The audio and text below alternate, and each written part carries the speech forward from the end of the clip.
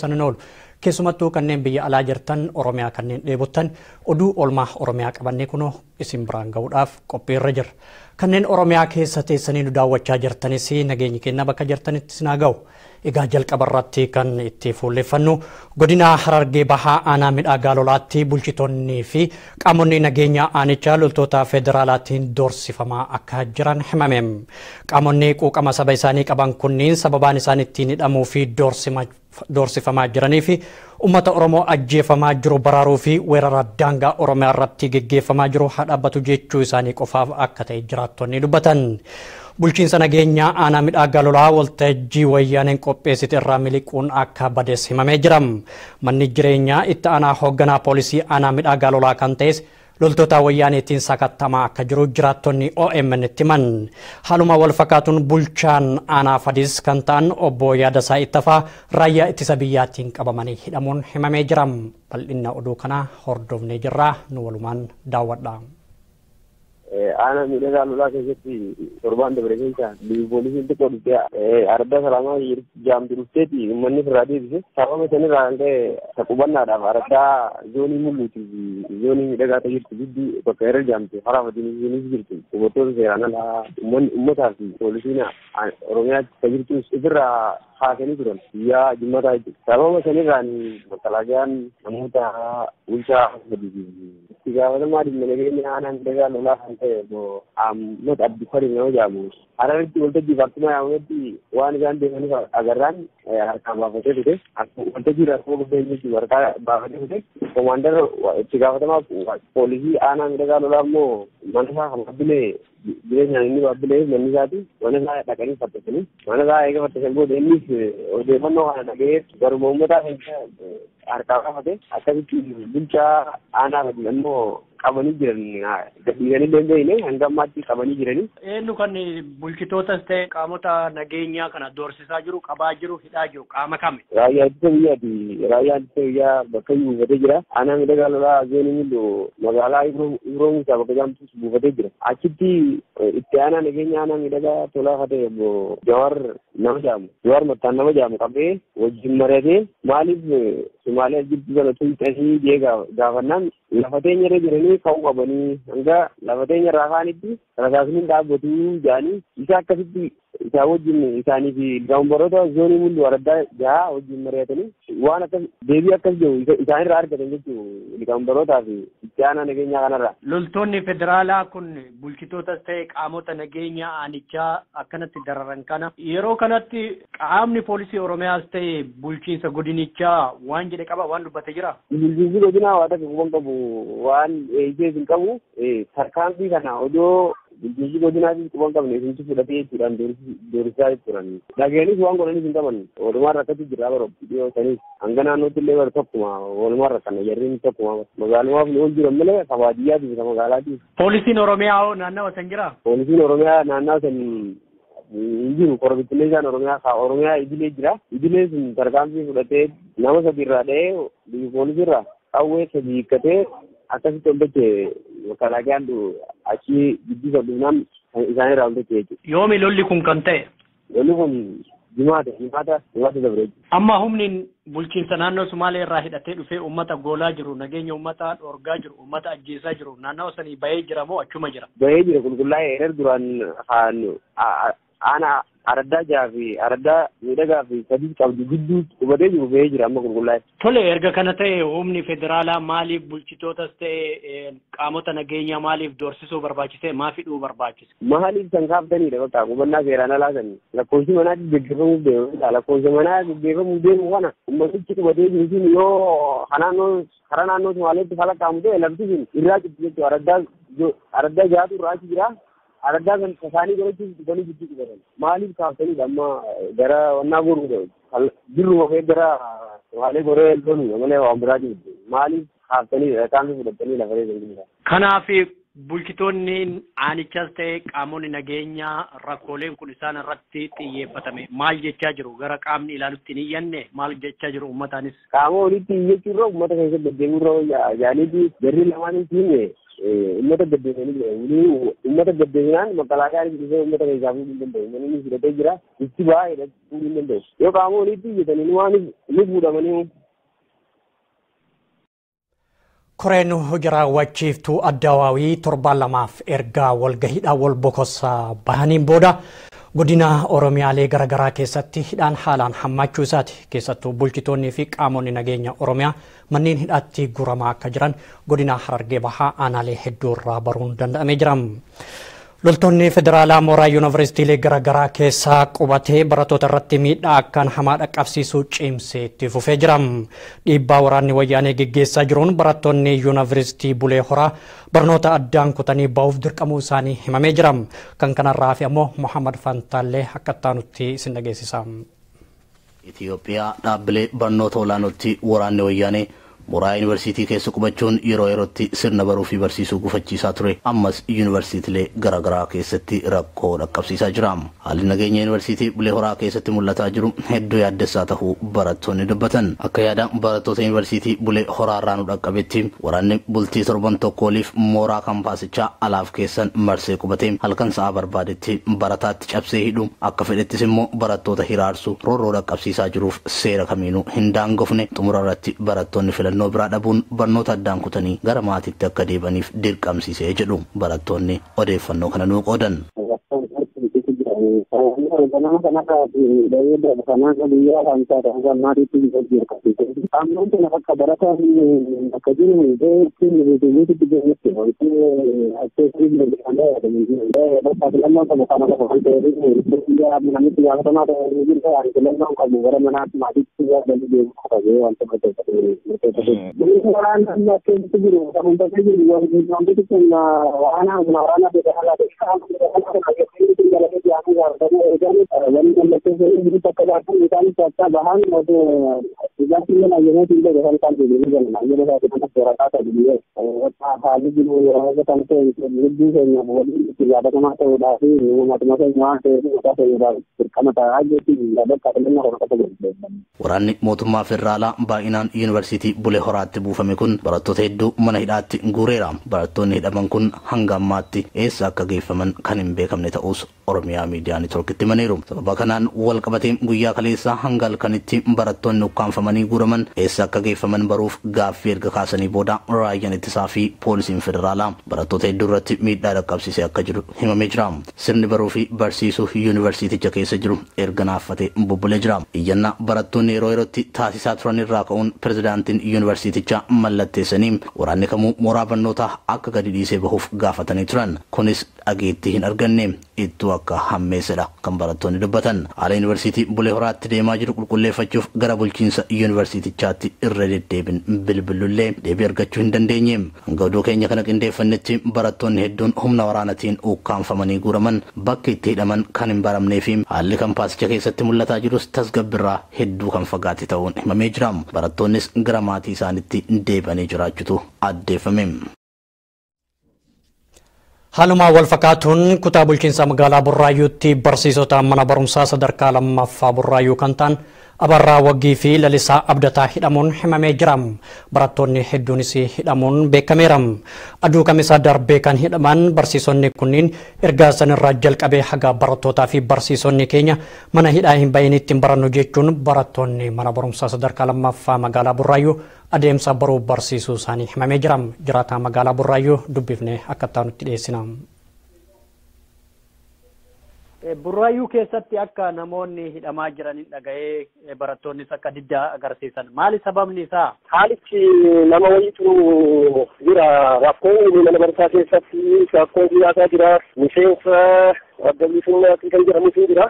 Akkanadha namni biyyi goolameera biyya kaameera biyyi nagaan qabu garatti jeebboo wallaalleerra. waan bakka argamatti bitan bakka argamatti namni. Sababni maali? Sababni hidhaadha. Sababni hidhaadha rakkoo uumtaniitu kakaastaniitu uummata mootummaatti kakaastaniitu. Namoota meeqatu hidhamee eessarraa hidhamanii eessatti hidhaman ammoo? Namoota ni beeku barsiisonni nama hidhamaniiru. Namoonni dargaggoonni adda addaa hidhamaniiru. Kan hidhaman naannoo buufata poolisii aanaa tokkoffaa lama sadii keessa jiru.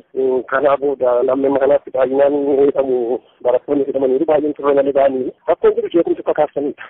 Barsiisonni kun mana barumsaa kamirraa hidhaman? Akkasumas maqaan isaanii eenyu barsiisonni hidhaman kunneen? Duraayyuu sadarkaa lammaffaadha. Barsiisaa Abarraa Wagii jedhama. Tokko Lalisaa Argataa jedhama. Tole barsiisonni amma hidhaa jiran kun yoomi kan isaan hidhaman? Gaafa kan isa. Caluma jedhaniitti ammoo maali sababni maal jeequmsatu ta'e yookaan mormitu geggeeffame sababaan isaan hidhamiinsaa uummata kakaafta yoo jedhan jecha akkamiiti? Maal ragaan qabatamaa isaan qaban? Mana barumsaa kana keessatti qindeessa mana barumsaa tokko ijoolleen reebdi. Gaafa ijoolleen isa reebdu simtu kakaasee reebsisee kan jettiin jiru. Namni reebame kun nama akkam? Maal hojiinsaa?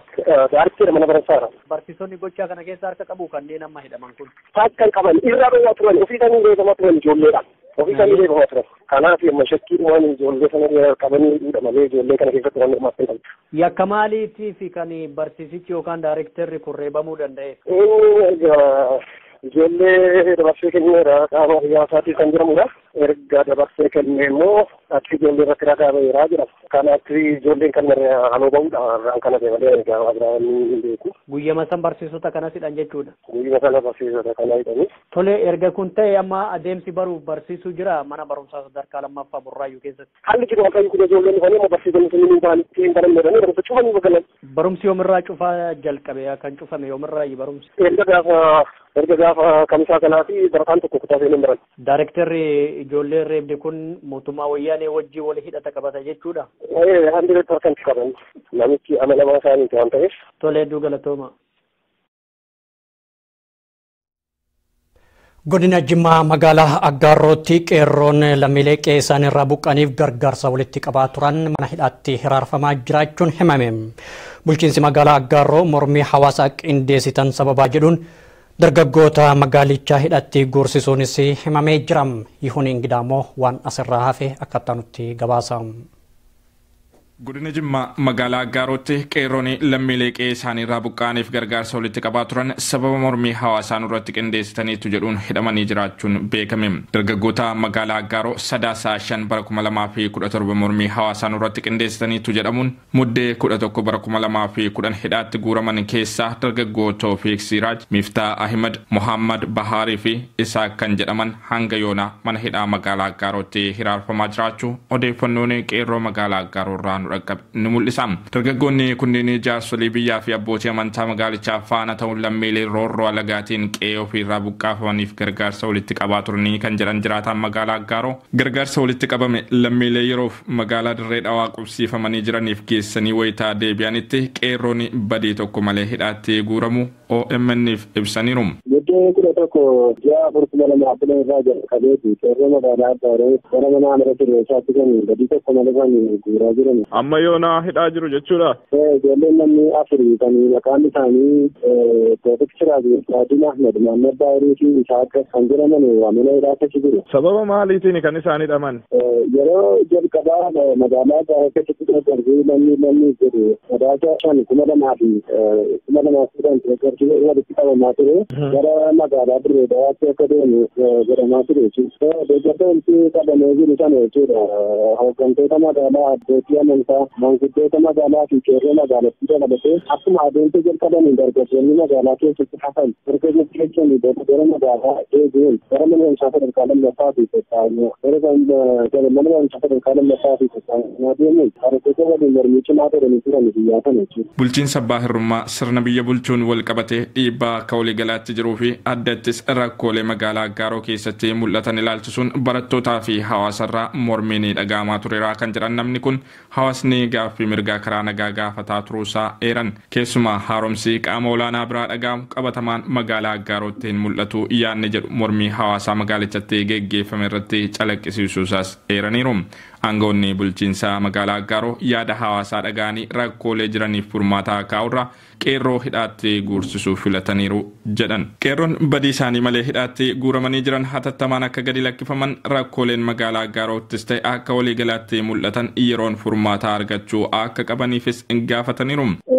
Kopaani akka magaalaa keenyaattis haaramti kan mootummaa naannoo Oromiyaa irraa jalqabe asiin keenya haaramsa keenya malee magarree haaramtii akkasumaan akka magaalaa keenya ga'ee jedhanitti kan gaafataa jiranii bakki wanti gaafatame keessaa deebiin argamee jiru sun gaafatamoo namoota kan hiddaa addannedha kan gadi qabanii hidhaa jiran. Kanaafuu jennaan bulchiinsi magaalaa Aggaaroo abbummaadhaan jechuudha abbummaadhaan keessaa bulfachuu akka qabu haata namoota biraa dhaga'uudha yoo ta'an tarkaanfii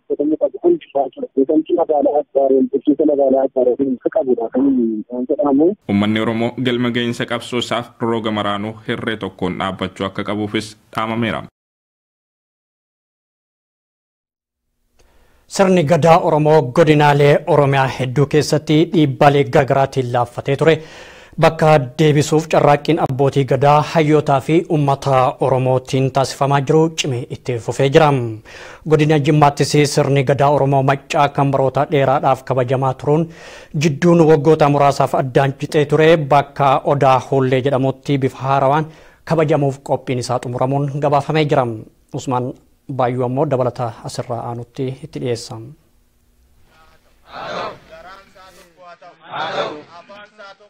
Atau ya Rabbi kubunu jana bukkiti ya Rabbi inna kenya budditi ida kenya butti ya Rabbi olleenu darranne kana. Sirna gadaa Oromiyaa iddoowwan tokko tokkotti dhiibbaalee garaagaraatiin laaffateetiin ture.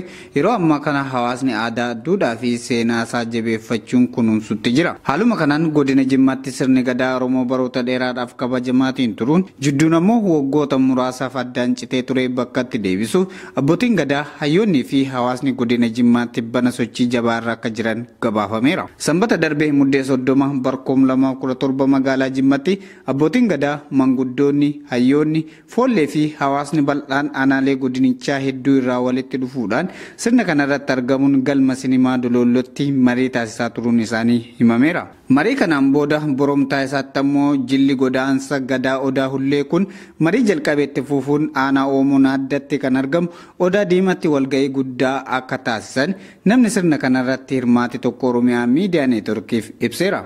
Gaafa duraatii fi asii Jimma magaalaa Jimmaa irratti walga'anii ka'anii Dololloo irratti hoteela Dololloo irratti walga'anii ka'anii jilli kun itti walga'ee inni guddaan inni Hulleedha. Kun Odaa Diimaa jedhama. Odaa Diimaa jedhama. Bakki kun bakka guddarri irratti tumaa turanii inni Odaa Hullee immoo bakka guddaadha. Bakka godina Jimmaatti immoo kanaan dura jira ture bara 1999 irraa jalqabee immoo hin dhaabbatee amma immoo alana jalqabee itti fufuudhaaf iyyuu abbaa gadaachi abbaan gadaa maccaa gidduu kana dhufa amma Jimmaatti dhufu. Bakka kanatti immoo walga'anii foolleedhaa fi ijoollee qeerroodhaa fi uummata wajjin haasa'anii akkaataa jilli kun dhufee itti nagaadhaan gadaan kun gaggeeffamee nagaadhaan deebi'amee galamuyyuu mareessisan ijoollee dhufanii jarri kun immoo foolleedhaaf qeerroo. Yaa'ii Odaa Diimatti taasifame kanarratti manguddoonni hirmaattota sirna kanaatiif eebbaan waltajjii isaanii eegalchiisaniiru.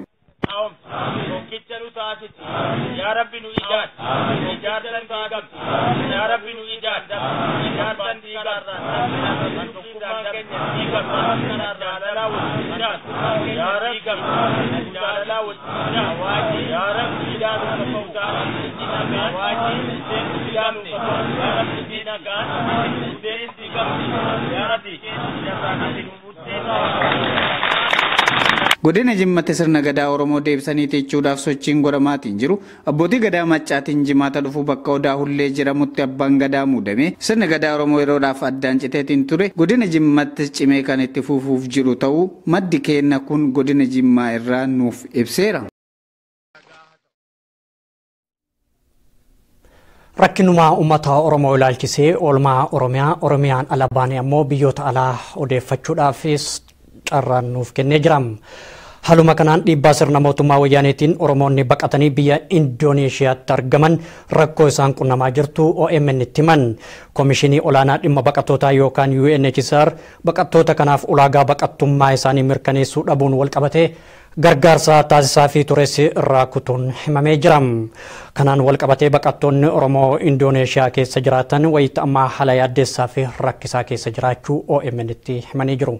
Oduu asirraa fi ammoo Usmaan Abdullaxiiftuu nuuf dhageessisa. Dhiibbaa fi dararaa sirna wayyaaneetiin isaan rageessu jalaa Oromoonni lubbuu fi olfatuuf biyya Indoneeshiyaatti baqatan haala yaaddeessaa keessa jiraachuu ibsan. Baqattoonni kunneen bara 2014 irraa kaasee kan Indoneeshiyaatti baqataa turan ta'uu himanii wayita ammaa baay'inni isaanii gara nama 130 ta'uu ibsan. Baqattoonni Oromoo Indoneeshiyaatti baqatan kunneen ilaalcha badaa hawaasni biyyattii baqattootaaf qabuun dhiibbaa jabaa keessa buunee jirraa jedhan. Haala kanaan namni 40 eerumsa jiraattota magaalichaan qaama nageenya biyyattiin to'atamanii jiraachuu himan. Baqattoonni hafan kunneen nama 90 ol ta'an magaalaa guddoo biyyattii Jaakartaa keessa qubatanii dhimma mirkanii baqattummaa isaanii hordofaa jirani. Dameen Komishinii Ol'aanaa dhimma baqattoota UNHCR biyya Indoneeshiyaatti argamu akka barbaadamutti kan isaan keessummeessaa hin jirre ta'uu fi dhimmi baqattoota Oromoo dhimma baqattoota biraa garas jiraniitiin adda bahee fudhatama dhabsiifamaa jira jechuun itti gaafatamaa dhimma hawaasa baqattoota Oromoo Indoneeshiyaa obbo Raahul Faaris dubbatan. Baqattoonni Oromoodhaa kan Indoneeshiyaa jiru hanga nama 130 namni 40 gama rakkoo adda addaatiin to'annaa immigireeshinaa jala oolanii kaambitti kan geeffataman yommuu ta'u Oromoonni namni 90 immoo magaaluma Jaakartaa yookaan immoo agartee magaalaa muummee Indoneeshiyaa keessatti argamna. Egaa haala agartee namni 90 uummataatti walitti qabatee koomiti uummatee waliin deemaa turetu jira jechuudha. Kun akkuma jirutti ta'ee rakkoo adda addaatiitu kun namaa ture akkuma amma dura ibsinetti uummanni keenya keeziin isaanii yookaan immoo agartee waliyyannoon isaanii Indoneeshiyaa keessatti yookaan biyya Indoneeshiyaa keessa jirtu tanatti fudhatama argachaa waan akka hin jirre amma duraas ibsineeti turre. Ammallee wanni takkalleen tan gartee gaddeebite hin jirtu amma dura faamilii 8 faayila isaanii close jalaa godhanii akka biyyatti galchan itti himaniiti turanii. Sababa sanii kakee nuti as gubbatti miidiyaalee adda addaa gubbattis waywachaati turre. Akka baqattoonni Oromoo kunneen himanitti baqattoonni asiin dura baqattummaan isaanii UNHCR'n fudhatama dhabsiifaman wayita komishinichatti ol iyyata galfatuuf iyaalanitti komishinichi baqattummaa isaanii waan ittiin amananiif biyyatti akka deebi'aniif waraqaa ol iyyataa ifumaaf jalqaba kanneefii ture irraa fudhachuun gargaarsa kannaafii tures irraa muree dirretti akka waan hambisaa jiruuti. Baqattoonni haala kana mudachaa jiran guyyaarraa guyyatti dabalaa dhufuu ibsanii warreen baqattummaa isaanii fudhatama dhabsiifaman kunneen haareetti ol deebi'anii galfatan abdii takkallee qaama UNHCR irraa argachuu akka hin dandeenyes nutti mul'isanii jiranii jechuun dubbatan. Keessaafuu akka fakkeenyatti fudhachuu dandeenyu uummata keenya karaa koonnaas keessatti ragayaa jirtu wal qabatee addee Misraa haleen isii lameen feeltaatee jirti. Haleen isii lameen dalaydu kan dalaydus kiniinaan baatetti kiniina qaaliitiin kan gartee kiniina fudhattee kiniina sanii kan dalaydu haleen isiidha. Hanga takka gargaarsa godhaafii turanii kiniina kana bitaafii turanii jechuudha. Amma garuu kiniinni isiidha akka bitamaaf hin jirree fi akka gartee ifiif dandeessee akka bitattu itti himanii jiranii jechuudha. Kanarraa kan ka'een kun hanga amma takkaa waan dandeessuun gartee gargaarsa karaa adda addaatiin argachaa turte. Kiniina san argachaa turte amma garuu nama gargaarullee dhabdee haala ittiin dhabdee dhukkubsachaa jirtutu jira jechuudha. Dhaabbileen mirga dhala namaaf dhaabbatan tokko tokkos asiin dura qorichootaa fi waan isaan sooratan baqattoota kanniiniif gargaarsa godhaafii turan. Amma garuu fudhatama dhabuu baqattummaa isaanii kanaan adda citee jiram. Dhimmi fudhatama dhabsiifamuu baqattummaa isaanii kun akka dhaabbatuuf akka waldaa hawaasaatti yeroo hedduu iyyata barruun deeggarame qaama UNHCR irratti ol galfachaa turani. Dhimmi isaanii sadarkaatti aanutti akka cahuufis hangan dhoowwamnitti hiriira bahaa turuu addeessan. Garuu qabatamaan wanni achi siqeef hin jirtu. Haalli isaan mudachaa jiru kun baqattoota isaanii waliin dhaabbata UNHCR jalatti galmaawwan irraa kan mul'ataa hin jirree fi hangammaatti rakkoon baqattummaa isaanii fudhatama dhabsiiftu kan hin beekamne ta'uu himan. Ammaas akkuma beekamu baqattoonni yeroo guddaan biyya kana jiran haawwan gurguddaadha ilmaan hedduu qabaniif jala. Dhaabbata duraan CWS jedhamutu gargaarsa xiqqoo itti laachaa ture. Sanuu gartee yoo hiraasa irraa nyaatte boru faxara bishaanii dabarsaa bishaan dhugdee dabarsaa akkasumatti gartee yoo faxara nyaatte hiraata bishaanii dabarsaa akkasii jiru akkasii jiraachaa jiranii jechuudha. So amma waraqaa gisee irraa fuudhan faayila isaanii gisee close godhan dhaabbanni kunis gargaarsa isaanii irraa dhaabee jira jechuudha. Yoo nuti hanga dandeenyutti gartee hanga dandeettii keenyaatitti akka itti gaafatamaa dhimma hawaasaatitti gargaarsa wal gargaaraa turre garuu ammaan tan humna teenya ol taatee jirti jechuudha. Waan kana ta'eef jecha ilaa hangam takka akkanatti kan itti fufuus hangam takka yoom gartee ilaa yooma kanatti itti fufaanis xiqqishoo yaadaa sun taatee jirti isaanillee yaadatti taatee jirti jechuudha. So waan kana ta'eef jecha uummanni Oromoodha bal'aan addunyaarra jiru gargaarsa keessan akka irraa eeguu dandeenye jira. Rakkoon biraatiin jirtu ammas hawaasa baqattoota biyya biraatii fi baqattoonni gartee Oromoodha ijaan waan laalamanii nutti fakkaataa jechuudha. Maaliif jennaan hawaasni biraa baqattoonni biyya biraa rejectii fudhachuun akka jabaadha. Rejectii fudhachuun kan file close arkachuu dhiisi. Kanaafuu nuti file close nurra akkana guutuun kun hedduu gartee uummata keenya kan keessaafuu gartee hawwan keenya gurguddaa ilmaaniin deemu sammuu isaanii tuqee jira jechuudha. Haala kanarraa kan ka'een namni gartee akkam barbaannetti cehaa jira jechuudha. Amma wanni mul'achaa jiru namni kun abdii muree haalli inni gartee biyyatti itti deebi'us hin jirtu. Haalli inni gartee deebi'ee jirus haa itti ijaarrachuu dandeessu waan jirreef jecha abdii muree ilmaanii hojii biyya sana keessatti akkam feene yookaan immoo akkaataa hin barbaachisu tahaa jira jechuudha. So kuni hedduu waan namatti dhagahamu hedduu waan nama gaddisiisu jechuudha. Haalli Indoneeziyaatti isaan mudachaa jiru haalaan ulfaataa ta'urraa kan ka'e baqattoonni Oromoo kunneen abdii muranii yaaddoo keessa jiraachuun beekame. Gabaasa keenya kan asiin duraatiin baqattoonni Oromoo kunneen ogeeyyii seeraa Oromootiin wal baranii bu'aa mul'atellee waliif gumaachuu baatan dhimma tokko tokko irratti mari'atanii turani. Baqattoonni Oromoo kunneen wayita ogeeyyoonni seeraa isaan qunnamaa turan sanitti gammadoo ta'uu himanii yeroo dhimmi isaanii cimaa dhufe kanatti garuu isaaniif biraa dhabuun hamileen isaanii kan tuqamte ta'uu ibsan. Baqattoonni Oromoo Indoneeziyaatti argaman kunneen hatattamatti gargaarsa ogeeyyoota seeraa fi deeggarsa diinagdee isaan barbaachisa. Dhaabbata UNHCR waliin uummanni Oromoo akka isaan dagachuu hin qabnee fi hordoffiin godhamtee fi qaamni dhimmi isaanii ilaalchisu xiyyeeffannaatti kennee rakkoo tana isaan waliin akka qooddatu itti gaafatamaan dhimma hawaasa baqattoota Oromoo Indoneeziyaa obbo Raahul Faaris yaamicha dhiheessan. Eegas booda ogeeyyii seeraa tokko tokko haala isaan ittiin dubbisaniitu ture.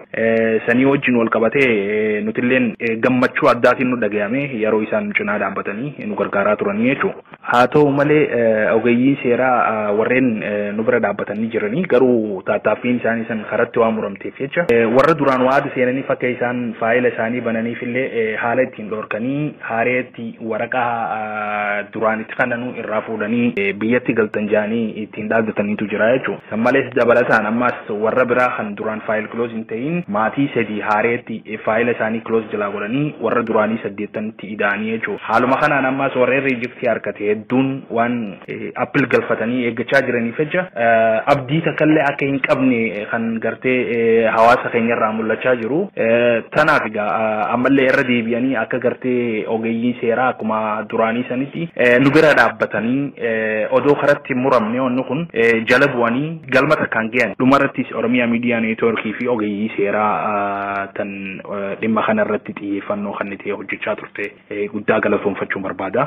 Ammallee haaluma kanaan haaluma amma dura gartee xiyyeeffannootti kennitanii irratti hojjechaa turtaniin akka addaan hin cinne haareetti humna haaree xiyyeeffannootti kennitanii baqattoota Oromoo Indoneeziyaa bira akka dhaabbattan maqaa baqattoota Oromoo Indoneeziyaatiin isiniin gaafadha. Dhiibbaa fi dararaa sirna daawwattoota keenya kanas olitti waliin daawwanne iyyaa fi iyyannoo baqattoota Oromoo biyya Indoneeshiyaa magaalaa Jaakartaa keessa jiranidha. Rabbi isaaniif haa birmatu. Oduun oolmaa Oromiyaa har'aaf jennee kanuma amma kan itti aanu ammoo taateewwan bara 2017 barree 2017 waa hedduun nu keessummeessee darbee jira. Ajjeechaa gidiraa hidhaa saamichaa fi weeraramiinsi daangaa Oromiyaa dirree ba'ee kan geggeeffame bara 2017 darbeedha. Haa ta'u yeroo kana jennu ammoo injifannooleen garaagaraa hin galmoofne jechuun hin danda'amu. Akka fakkeenyaatti baruma 2017 keessa yeroo siidaa ayyaana irreechaa bara 2016 uummanni keenya karaa gaddisiisaa ta'een loltoota mootummaa wayyaaniitiin ajjeefamee turetti bara 2017 keessatti ammoo hora Bishooftuu argamu irratti siidaan yaadannoo tokko akka tasaa uummata dhumaniif kan jedhu qoosa kan fakkaatu bahee ture. Mormii uummatichaatiin jechi akka tasaa jedhu kaafamuun injifannoolee bara 2017 turan. Tartiibni qubee abacaadaa gara laagaamaatti akka jijjiiramus taateewwan bara 2017 haa ta'u malee diddaa uummatichaatiin abacaadaan bakkatti deebi'uu fi laagaamaa dhabamsiisuun injifannoolee bara 2017 dabarsineedha. Qabeenya Oromiyaa saamanii galuu fi bahuun akka hin dandeenyes bara 2017 keessa injifannoo argaman. Koontiroobaandistoonnii fi saamtonni wayyaaniidha. Qeerroo dargaggoota Oromootii fi uummata Oromootiin akkasumas poolisii Oromiyaatiin qabamanii to'annaa jala oolfamuuf qabeenyi Oromoo Oromiyaaf deebi'uun taateewwanii fi injifannoo bara 2017 ta'uu isaan keessaa muraasa. Loltoota federaalaa uummata Oromoo ajjeesaa kanaan dura akka fedhan jiraataa turan yeroo bara 2017tti qabamanii mana hidhaa dhiyaachuun murtiin itti kennames injifannoolee bara 2017ti. Kunis jabummaa fi gootummaa uummata Oromoo ta'uun mirkanaa'ee jira.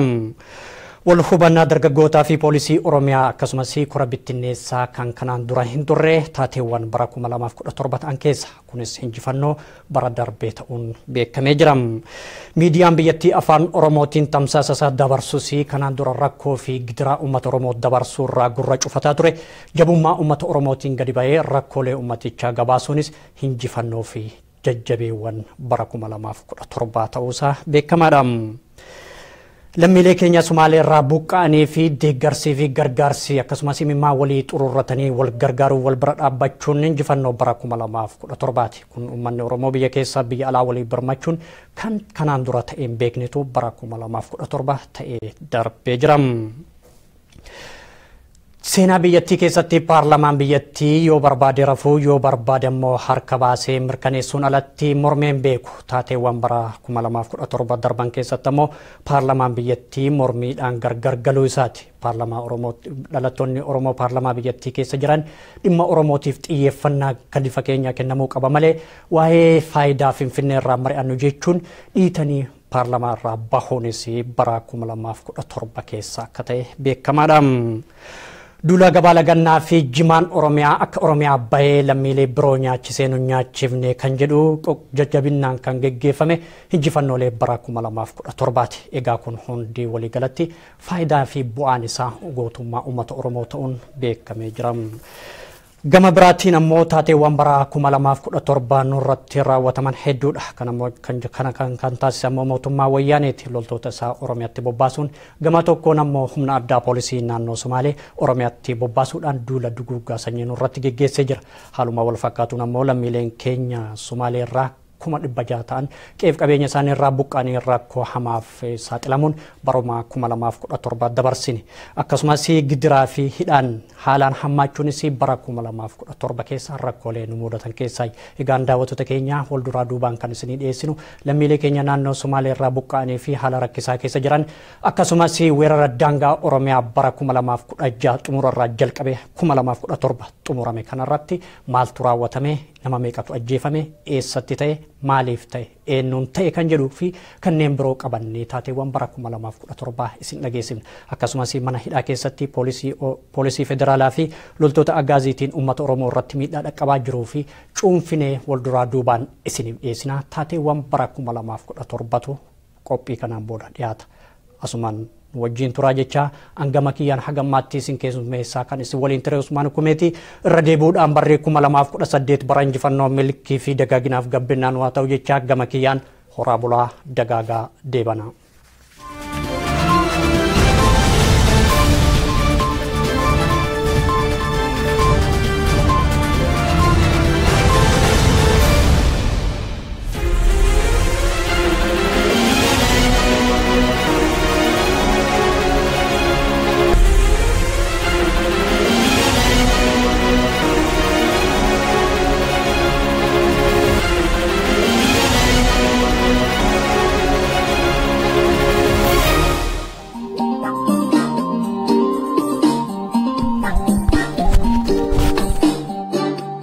Akkuma aduun dhiitee bariituun barri ni jijjiiramam. Taateewwan garaagaraatis ta'anii darbaniiru. Garuu wanti hin dabarre seenaadha. Oromiyaatti mudannoo fi taateewwan bara 2017 turan baay'eedha. Ajjeechaa, hidhaa, saamicha, mormii fi diddaa dabalatee weerarri daangaa Oromiyaa bal'inaan kan geggeeffame baruma dabarsine keessa ture. Barri 2017 bara gaddaa fi gadadoo kan ajjeefame itti awwaalanne bara beelli ilmaan hiyyeessaa akka baala mukaatti lubbuu lammiilee hedduu harcaase bara miidhamaan keenya itti waldhaansa dhabee rakkateedha. Bara dhukkubni koleeraa hammaatee lubbuu ilmaan Oromoo hedduutti dhabnee fi kan dhibaman dawaa dhabuun siree gubbatti dhukkubichaan yeelalamaa turanidha. Keessumattuu dhukkubni koleeraa kun bal'inaan namoota keenya miidhaa kan ture godina Harargee Lixaa magaalaa Machaaraa fi Galamsoo dabalatee iddoowwan baay'ee keessatti ta'uusaa yaadachuun ni danda'ama. Amma akka malee baay'atee lakkoofsi namoota dhukkoo kanaan qabamanii 150 akkasumatti itti jira dhukkubni. Barri 2017 caalmaatti milkii gaariin kanu keessummeesse osoo hin taane kan rakkoon nu simatetu irra guddaadha. Bara Oromoon kumootaan laakkaman itti hidhaman, bara haati ilmoo tokko qabdu itti dhabde, bara manguddoonni keenya itti salphatanii mana hidhaatti darbataman, bara daangaan Oromiyaa bal'inaan mootummaa wayyaaneetiin itti weerarameedha.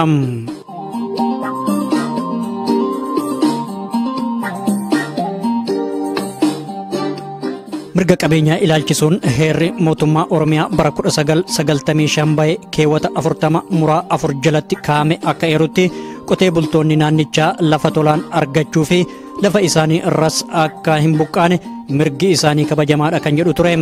Garuu qotee bultoonni lafa isaanii irratti mirgi isaanii kabajamaa jira gaaffii jedhuuf isuma heera kana boceef dhiifna. Keewwatuma 40 muraa 5 jala kan jiru akka ibsutti ammoo tikfattoonni jatti argaman lafa dheechisaafis ta'ee qonnaan itti fayyadaman tolaan argachuu itti fayyadamuu fi lafa isaanii irraa akka hin buqqaanes mirga qabu jechuun kaa'amee ture. Haa ta'u malee faallaa heera kanaatti hojiirra oolaa jira. Qotee bultoonnii fi tikfattoonni keenya lafa isaanii irra jiraachuun hafee lubbuunuu jiraachuun gaafii guddaa ta'ee jira. Humna addaa poolisii naannoo Somaalee hidhachiisuun uummanni keenya ajjeefamuun bal'inaan kan itti fufee baruma dabarsine kana keessa ture.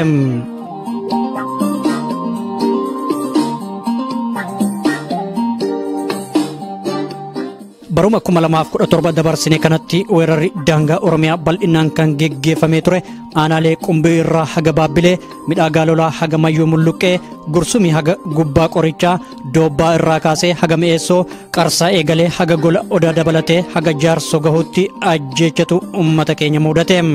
Duulli qindaa'aan kun kanatti hin dhaabbanne. Kombolcharraa jalqabee haga Hawwii Guddinaa, Daaroo Labuu haga Gumbii Bordoddee duula duguuggaa sanyiitu nurratti raawwatame. Godina Baalee aanota laga hidhaa irraa eegalee haga Sawweenaa, Raayituu haga Gurraa Dhaamolee, Madda Walaaboo haga Daawwee Qaachan dabalatee haga Daawwee Sarariitti biyyatu nu weerarame. Uummata keenyatu haala gaddisiisaa ta'een biyya isaa irratti wareegame. Duulli qindaa'aan bara 2017tti nurratti raawwatame itti fufe. Kibba Oromiyaa godinaalee Gujii fi Booranaa irratti gara jabeenyaan ajjeefamne. Aanaalee Areeroo haga Liibanitti, Dugda Daawwaa haga Mooyyalitti, Miyoo irraa kaasee haga Caalmuqitti nama keenyatu nurraa hobba'e.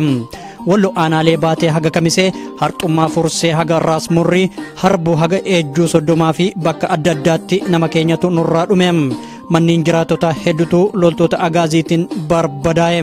Ammas taanaan weerarri daangaa Oromiyaa fi ajjeechaan uummata keenyarraan dhaabbanne.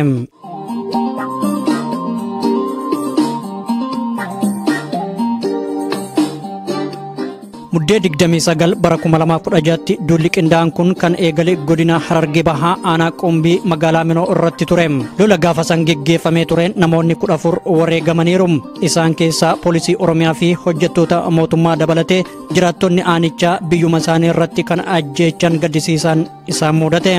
Duubatti deebinee taateewwan gaafasii yoo yaadannu. Kana durallee yeroo dabre saniitii nama tokko jeesanii ramadeessanii deemanii uummata uumaaf irraa quban qabnee nagaan bulanii ganama sibii dhukaasa itti banuu eegalanii nama 14 ajjeesan poolisota Oromiyaa nama 7 fi hojjettoota mootummaa sibii nama 4 jiraatota uummata jiraataa nama 3 ajjeesanii magaalaa qabanii qabeenya uummata hunda saamanii dukkaana hedduu caccabsanii qabeenya namaa barbadeessanii kutanii torbaan kana ittuma jiru.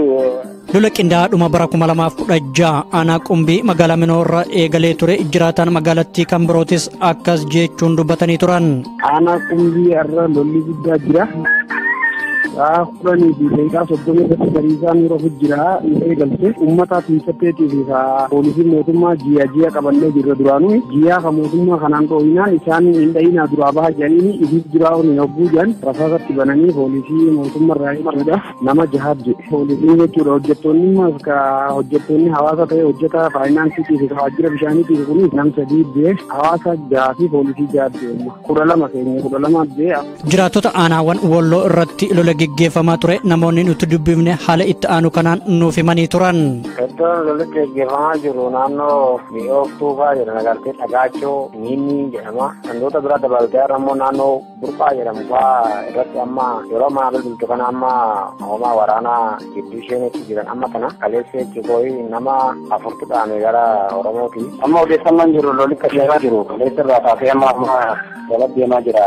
Gama jaraatiin nama afurii dhaame jira gama Oromaatiin nama lama. Amma haata sadii obbo kaleessa eegalee haata obbo irraa kaasee lolli deemaa jira. Lolli dhuma bara 2016 eegale itti fufee jira. Godina Baalee aanaa Raayituutti waan ta'ee ture. Kaleessa irraa jalqabee lubbuu namallee namoota afuriin du'anii jiranii. Iddoon isaan itti du'an iddoo adda addatti du'anii tokko Raayituutti du'ee jira. Namni lama Raayituutti du'ee namni lama Beeltotti du'ee namni lamallee namni sadiillee daawwee Sararteessatti du'ee jira. Guyyaa kana lola guyyaa kana irratti wanti amma lubbuun namaa ba'e kanuma wanti guyyaa kana odeeffannaa jiru dhageenye jiru. Taateewwan bara 2017 waan himnee dhumuu miti. Reeffi uummata keenya awwaalcha dhabuun dirree gubbaatti gatameera. Kun lola daangaa Oromiyaa irratti raawwatameen daangaa biyya abbaa isaanii weeraramee jiru baraaruuf jecha haati ilmoo ofii baattee falmii hadhaawaa kan geggeessite baruma 2017 dabarsineedha. Godina Baalee aanaa Raayituu bakka Hara Gurraa jedhamutti kan